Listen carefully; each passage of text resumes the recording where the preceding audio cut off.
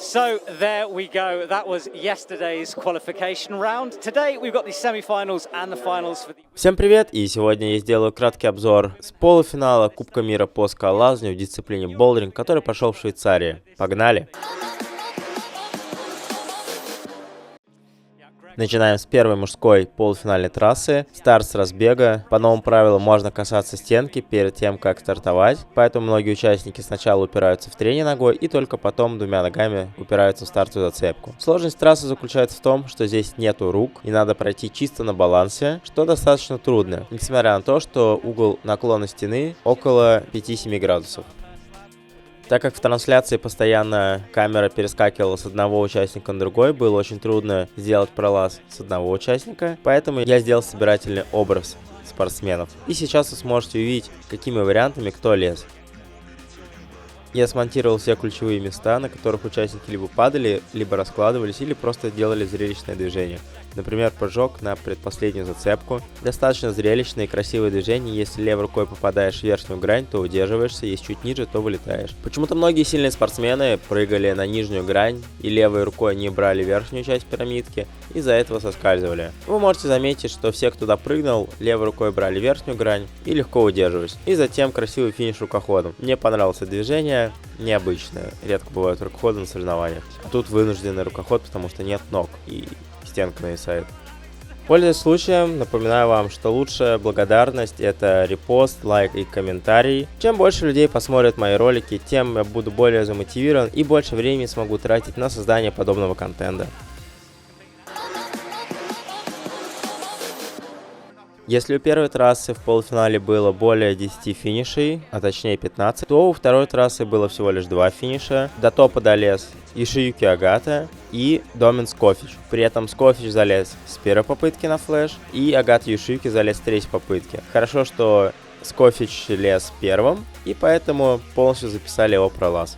Так же, как ни странно, до зоны даже никто не залез. То есть либо пролазали трассу до топа, либо не залазали совсем. Очень тяжелая трасса оказалась.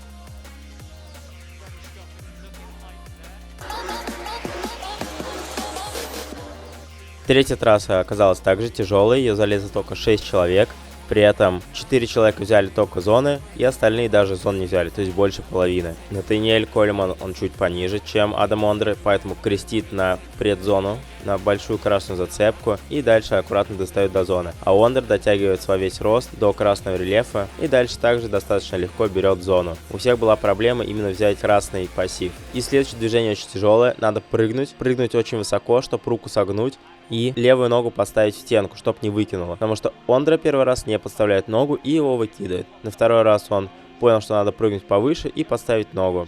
И легко допрыгивает. Трасса почему-то оператору не очень понравилась. Снял он только 3 участников соревнований с этой трассы. И Адам Ондре лез последним, поэтому вариантов не было.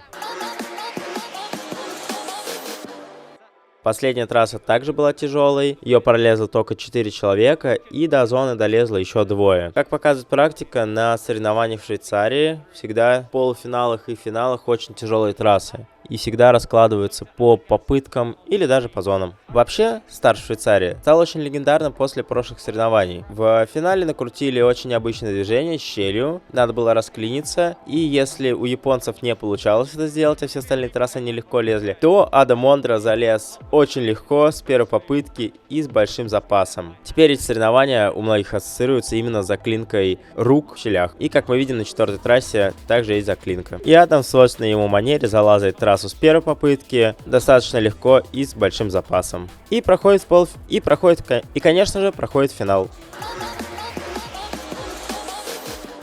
Первая трасса у девушек была очень похожа на мужскую, надо было пройтись без использования рук, только на ногах. Такое лазание мне очень нравится, оно достаточно красивое, при этом, если вы никогда не лазали такие трассы, их залезть крайне тяжело, несмотря на то, что у стены 7 градусов наклона, руками держаться не за что, а эта привычка сохраняется, потому что многие спортсмены и вообще скалолазы доверяют больше рукам, а не ногам. Именно поэтому на трудности ребята, которые не лазают много, очень быстро сбиваются, потому что жмут зацепки очень сильно, пережимают, есть такой термин. Также и здесь, на трассе. Надо довериться и пройтись на ногах, но это достаточно трудно. Трасса была достаточно простой, залезло 10 участников из 20. При этом еще 2 участниц долезли до зоны и не смогли взять финиш. А сейчас посмотрим на Словению и Японию, в чем разница. Словенская участница очень аккуратно ставит ноги, в отличие от японской спортсменки, быстро перешагивает и берет зону.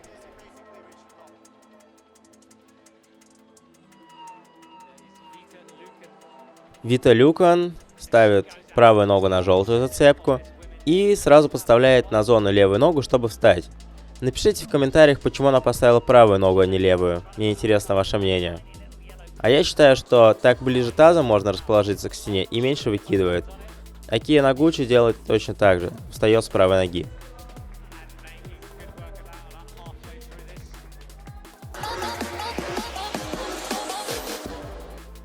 Вторая трасса оказалась чуточку сложнее, чем первая. Всего залезло 9 участниц и трое долезло до зоны. Зона — это большой правый скользкий двухтекстурный щипок. Вы можете обратить внимание, что достаточно много зацепок двухтекстурных. Все потому, что Flathold и Cheetah производятся в Швейцарии, это швейцарские бренды, именно поэтому их здесь предоставлено большинство. А еще мне очень понравилось, что многие участницы лезли абсолютно разными раскладами.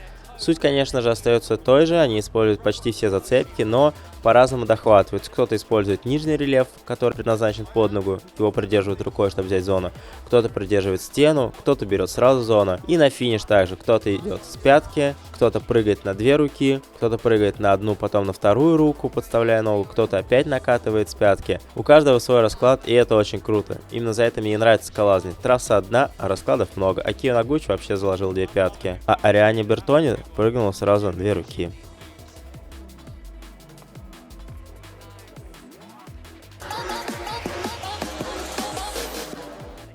Я, конечно же, хотел по минимуму показать в полуфинале участниц финала, чтобы на них посмотреть в финале, чтобы было интереснее. Но третья трасса оказалась настолько тяжелой, что только Наталья Гроссман взяла зону с 6-й попытки, а Яния Гарберт залезла со 2-й. Если Наталья делала двойной прыжок, сначала на синий реф и вылетала на бело-черный, то Яния Гарберт легко подвисает сразу на синем пассиве. Он достаточно плохой, я представляю, насколько плохо он держит, и сильно удивился, когда Яния так легко повисла на этом синем флете. Дальше, когда она выдавливается на пятки, левой рукой не использует мизерок, просто упирается в пирамидку, демонстративно показывая, что можно и без зацепки залезть в эту трассу, и уверенно допрыгивает до финиша.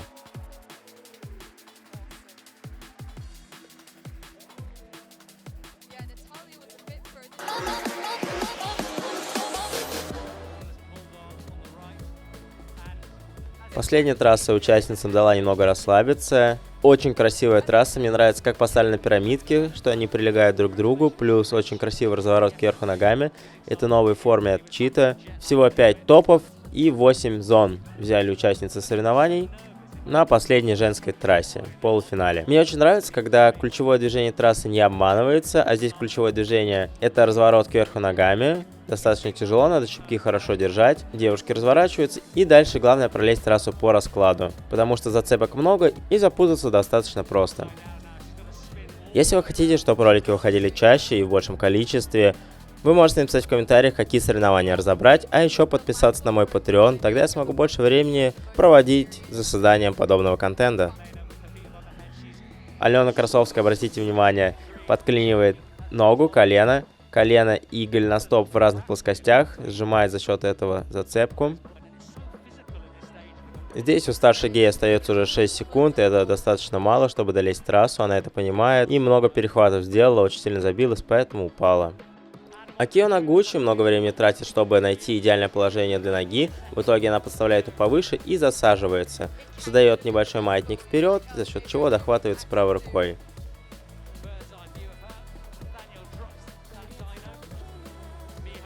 Миха Анака слабо себя притягивает к стенке, и когда берет правой рукой зацепку, ее уже выкидывает и не хватает сил, чтобы удержаться.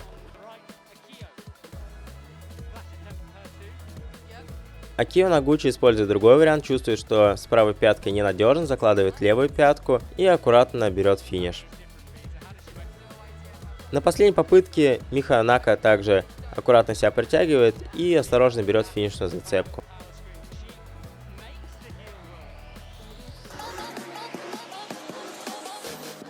Всем спасибо за просмотр и особая благодарность тем, кто подписался на мой Patreon. В ближайшее время там будет намного больше всяких полезных новостей. И также с мая я напишу план УФП. Я напишу его из расчета 2 тренировки в неделю УФП. И в комментариях вы сможете написать, если хотите побольше УФП или СФП или еще каких-то упражнений. Без проблем я их распишу. Пока!